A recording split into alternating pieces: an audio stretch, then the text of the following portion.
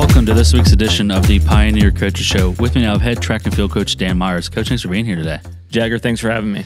So, Coach, coming off the Jasmine Claggett Memorial Invite at West Virginia Wesleyan this past weekend, you had 12 events that you won, a new school record, double-digit personal best. It was a really good showing for you guys. Just your thoughts on the weekend. Yeah, we were very blessed with the weather. We had an early morning rain shower, and then the weather was calling for periods of rain throughout the day. So when you see periods of rain throughout the day, it's not something that you're looking forward to. And then after that morning rain, we had just a beautiful day, around 70 degrees, and just a beautiful day. The team was in a good mood, good camaraderie. Really enjoyed competing with Davis and Elkins and West Virginia Wesleyan. In the past, we've competed against each other in cross country in a meet we called the Route 33 Cup. So this ended up being kind of the Route 33 Cup version of on the track. So we were really excited to see some familiar faces and get some marks down before conference. And then, like I said, we came away with a lot of event wins. Christian Hanna with a big personal best. Janae Scott had some wins, and then Natalie Barr bettering her 800-meter school record. Isabella Torres took 2.5 seconds off her 400-meter time. She was up against the clock in terms of only having one more opportunity to get a little bit closer to making the conference meet. She's on the outside looking in, but there's a good chance that she might get in the conference meet. So we'll have to see and kind of figure out things from there. But very, very happy with how the team competed. It was a very good day. Coach Skiles was around. The team got to see Coach Skiles, hang out with him for a little bit, and as he got inducted into the Hall of Fame at West Virginia Wesleyan this weekend, it was a great weekend for me and my staff and our team, Coach Skiles and everybody in general. And we were really excited to come away with some of the performances that we did. Yeah. Big shout out to Coach Skiles and getting inducted into the West Virginia Wesleyan Hall of Fame. And you mentioned the conference meet. It's coming up Sunday through Tuesday at Frostburg, a place you've already raced at, you've competed at. You don't have just a chance to put people on the podium. You got chances to win conference championships this coming weekend. Expectations there, you got a lot of people in a lot of good places. Yeah, and last year, obviously, we had China who won, some conference championships individually. And going into the meet, she was probably one of the only ones that had a chance to come away with a title. We had a bunch of people in the all-conference mix, and then the year before, we had a great team. My first year here, but we had more depth from a depth perspective. I think this year I was thinking about on the way to work this morning that we have, not going to jinx anything, but we have 4 individuals that really have a chance to come away with a conference championship. And, that's a testament to their hard work and those names. It's not by accident that they are where they are.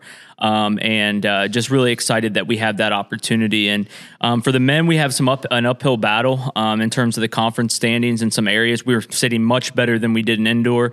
The women, I told them yesterday at our beginning of our last Monday meeting of the year, I said, listen, ladies, I was like, if you're not hawking Tifers right now and seeing some spots where we can move up in and score some points, like, you better, because they could shake some things up come conference and be a top 5 team for sure. So, like I said, uphill battle in some areas, but we're very, very excited with the group that we're bringing, and we're going to do everything we got heading into the weekend. Yeah, and you look at the realm of the whole season in general. It's the bad weather. You've had good weather maybe at one of your meets this year, possibly maybe 2. Yeah, 2, I'd say. You know how Frostburg is, the way the weather is there. You've already competed there. How much has, when you put the whole perspective of the season, how much has it helped, whether it's bad weather, racing, or competing at Frostburg? How much has it helped you now going into the MEC championship? It's almost like we didn't back off from training or anything, but it's almost like we had mini peaks when the weather hit. And we had personal, almost double-digit personal best every single meet, but you could see that those were almost over 20 every time that we got to a meet with good weather. This team just persevered through a lot this season, and a lot of it's just not, it's not a pity party. It's not poor me. Look at the weather. Everything. They've just rose to the occasion, and just made the most of every spot we've been in. And there's been a lot of long days. If you consider hours at a track meet in terms of any season I've been a part of, this outdoor season, we've been through a lot. Charlotte, we had good weather. We showed up, there was a 2-hour rain delay. It ended up being a great weekend, but still every single meet we faced some sort of adversity. And with this group, it's just seamless. And I've just really enjoyed being around them, and I hate that it's coming to an end. And we're hoping for some good weather coming Sunday, Monday, Tuesday. It looks like we're going to get it. Maybe some rain here and there, but the weather, in terms of temperature compared to what we had last year, that we're really looking forward to the improvements from that side of things. Yeah, I don't think it can get any worse than it was last year. But Coach, we appreciate you coming on today, and good luck this coming week. Jagger, thanks for having me. Welcome back to this week's edition of the Pioneer Coaches Show. With me now, I've had Acrobatics and Tumbling Coach Taylor Broadwater. Coach, thanks for being here today. Thanks for having me. Hit on it briefly last week. Qualified 2 events for the Nationals, 6-element acro and the 450 salto toss. Talk a little bit before the show about the momentum that you brought over from the MEC championships into this. You won in the 450 salto. Just how much can that help you going into Nationals, carrying that momentum from MECs now going into Nationals? I think it just proves to the girls that they're very capable of competing and doing well. This is an event that we definitely have worked very hard on. We did the 450 salto toss last year as a back double, and this year doing the back double again. It is a different group for the most part. There are several people that changed in and out compared to last year, and we've improved. We've gotten a lot better this season. We've worked that event a lot. It's definitely an event that we know it's a good event for us. We know it's good, and we can go compete at Nationals, and we're not just going out there competing and expecting to score a decent score and maybe not walk home with a national title. Like, we can go compete for the national title. So definitely an event that I'm proud of, and I expect a lot from them leading up into Nationals, but definitely an event that they have worked very, very hard on. And then 6-element acro as well,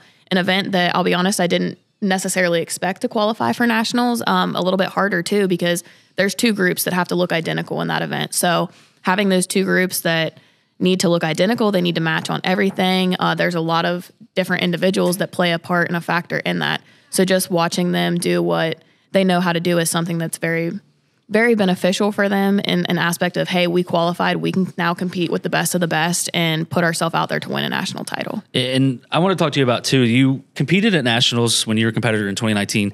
You made it last year. It's the only 2 times that the programs have ever made it to Nationals.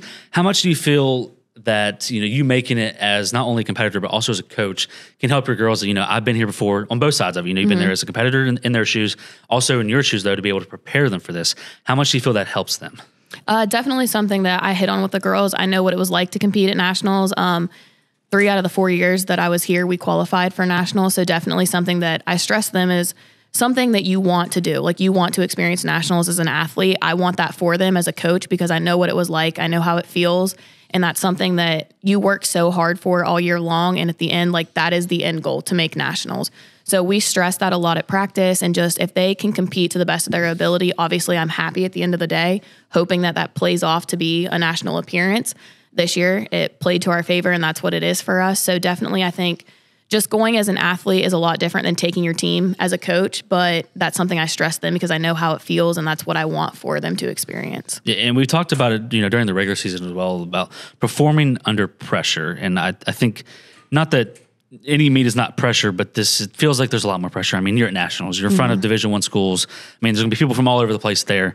How can you have your girls control the pressure that they're going to feel, the nerves they're going to feel? Because it doesn't matter what you're in, you're going to feel nervous. It's a big event. Right. It's hard to control that. But how can you help them, through these? It's going to be stressful, but how can you help them control the stress, control the nerves, all that stuff? I think the biggest thing that kind of helps with that is MECs. Obviously, there's a lot of pressure at MECs. You want to compete well. You earn that spot there, so you deserve to be there. Same thing for Nationals. They deserve to be there. They earned this. They had the highest at-large average for the top team that didn't make top 8.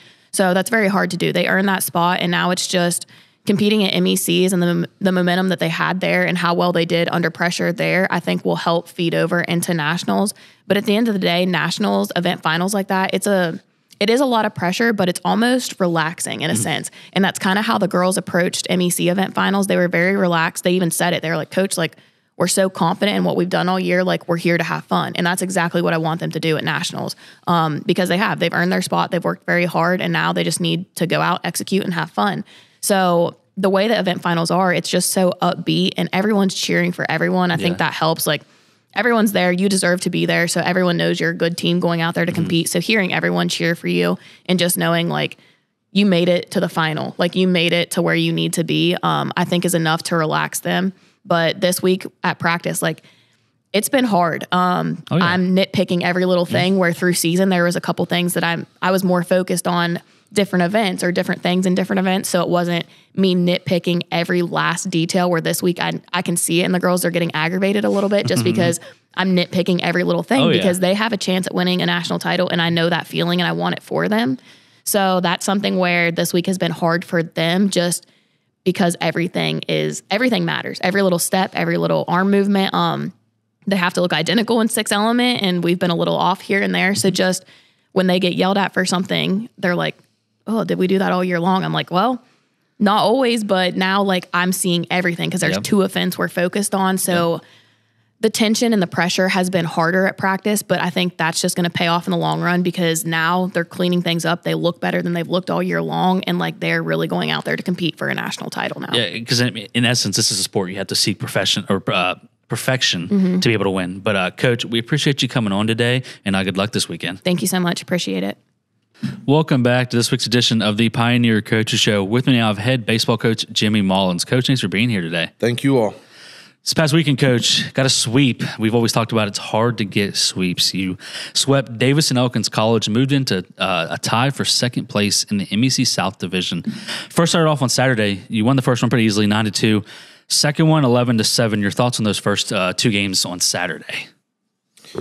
Well, it was good to get out on the road and play meaningful baseball at this time of the year.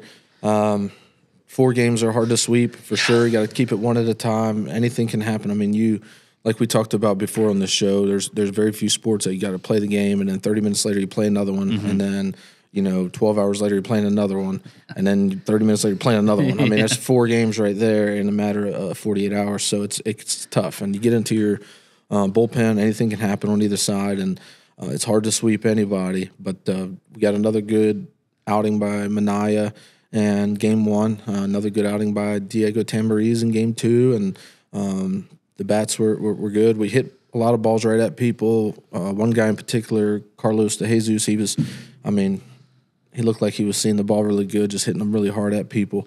And the good thing is we were getting frustrated by that, but we also understand there's only so much you can control. And I thought we did a really good job, again, of not chasing balls outside of the zone. And sometimes you look at the opponent and see that they give up a lot of runs or high batting average against that.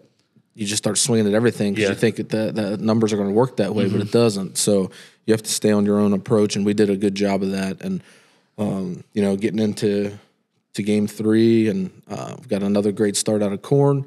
And unfortunately for him, we had a big lead, and he gets out of the game there, starts getting some hits on him, and then we made about 4 errors on the infield and thought we were playing soccer there for a minute, and then unfortunately for him, he gets out of the game and he doesn't get credited with a win because our defense let down a little bit. And the first time all year, our outfielders were throwing balls to the wrong bags and allowing an additional, runner to get the scoring position behind the ball and stuff we normally don't do. And that's what's frustrating a little bit.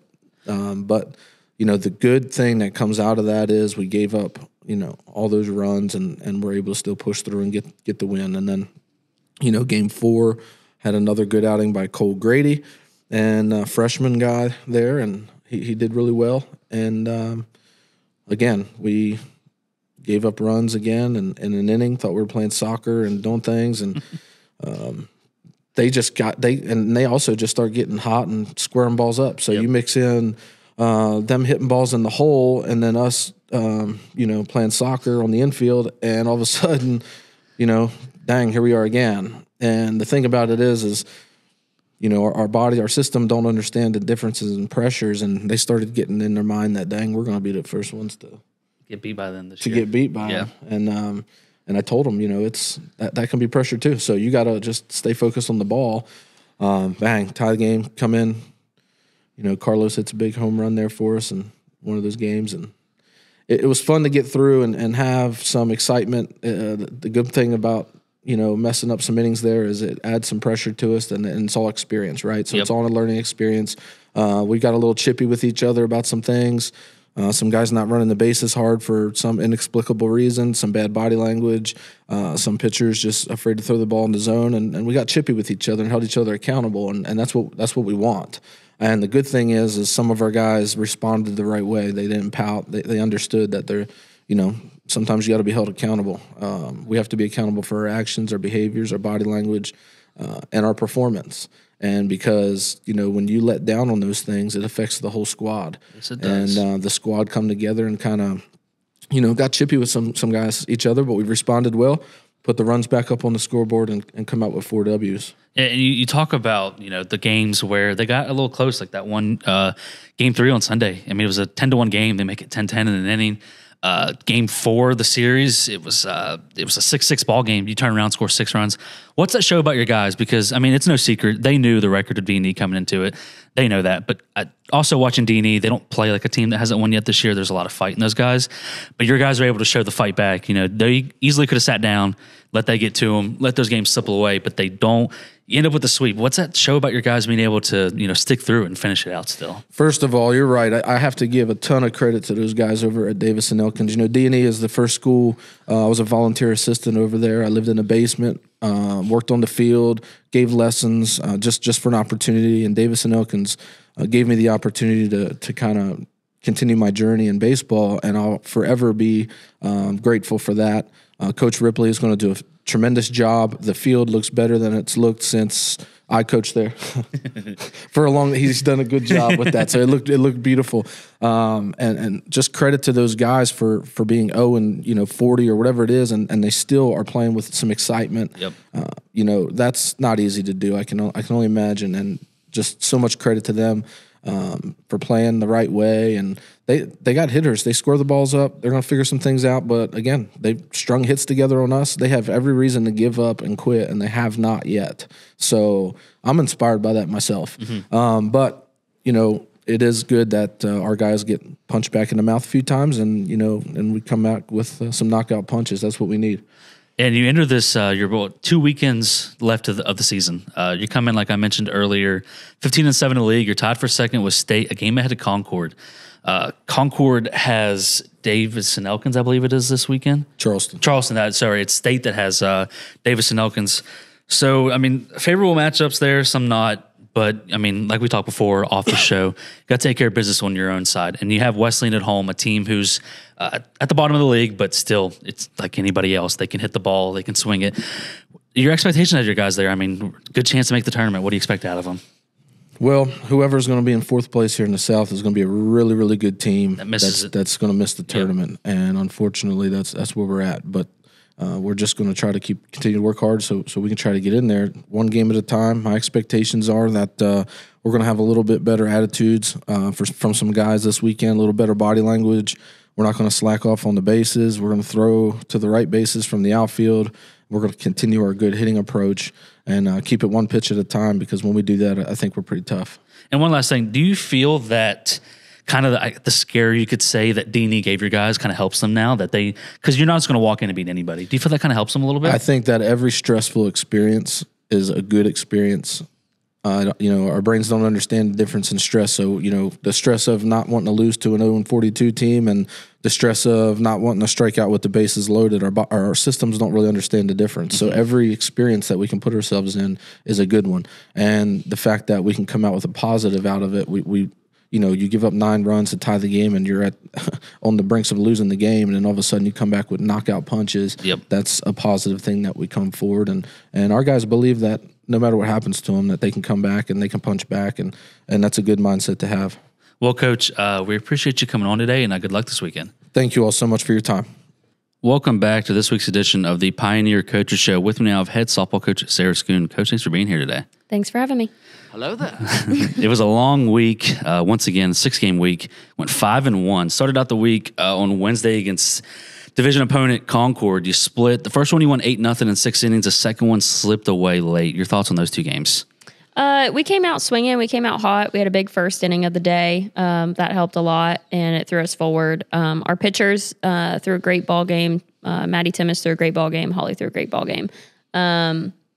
It just, the last one, just didn't work out in our favor, and a couple calls didn't go our way, and we just didn't come out on top. So yeah, and you moved to Saturday though. The girls didn't let it affect them. You got 2 big wins against Notre Dame, 5-2, 2-1. Another good pitching day. The bats weren't as alive in the second game. First game, you scored 5 runs. Your thoughts on those 2 games right there? So the first game, we actually ended up having a 3-run shot by Monica that put us forward. Which, After that error, yeah, too. yeah, after an error too. Yeah, that was Huge. Yeah, it was massive, and it was something that I've finally just kind of went our way. But Monica kind of closed the door on that, which was awesome. There was also a 3-0 count. So the girls were messing with me. They were like, "Oh, you gave her the green light." Yeah, and I'm like, I was wondering up there. I was like, "Is you want to give her the green light?" And she I definitely didn't really say, to be honest, I didn't say anything. I just kind of was like, let's go. But yeah, so that was awesome. And then the next game came out on top again, which that was just honestly like really good resiliency in that second game. So, and then again, a couple calls didn't go our way, but that was Megan Stump's first win on the year. So I'm really proud of her because that was a huge win. And she really came out and she threw well that game. And then you moved to Sunday and you run rule Salem in both games, 8-0 and 9-0. It's about 17-0 in 2 games. Just your thoughts on those two, especially we talked about it during the year with the bats. You've struggled kind of on the offensive side, and the bats came alive. Just your thoughts on those 2 games as well. I think we were pretty consistent through those 2 games, which gave us a lot of room to work. It wasn't just a 1-inning type of scoring game. So I'm proud of the girls for that one. It was also senior day. The girls were fired up. Holly and Kate threw great ball games. Defense was working that day. I think we only had 1 sloppy inning on defense that whole day, which was nice. Would like it to be 0 sloppy innings, but that's just sometimes how the dice roll. But yeah, the girls came out swinging hot. We also had a lot of timely hits that game. I will say too, I got a lot of runners thrown out. I, ran us into a few outs there. So that was on me. So the girls really had my back during that, which very thankful for. So and now you move into, a huge weekend. You're wrapping up the regular season at D&E, at Wesleyan. You split with D&E early in the year, got swept by Wesleyan, both at home. How much can, the bats coming alive here this past weekend help you moving into this weekend? Because, it's not that these teams are scoring a lot of runs, but, you know how it went the last time. Wesleyan was able to run rule you, right. and that they had that one big inning. So how much can the bats coming alive here late help you into this weekend? Oh my gosh. So I feel like, when you enter the end of the year, you just kind of expect your players to almost hit their peak, and you never want to peak too soon, never want to peak too late kind of thing. But I'm looking at the girls now thinking, you know what to expect. There's nothing new that's going to be thrown your way. So it really is ball in your court, what you're going to do when you have the chance to do it. D&E and Wesleyan are great teams. There's no win in this conference that comes easy. There just isn't, especially in this sport. 100%. Anything could happen at any time. So if our pitchers go out and perform how they can, and our hitters come out and have the timely hits, I look for a good result. But we're gonna have to play a full 7-inning game. Oh yeah, yep, and all 4, honestly. Yeah. But Coach, we appreciate you coming on today, and good luck this weekend. Thank you.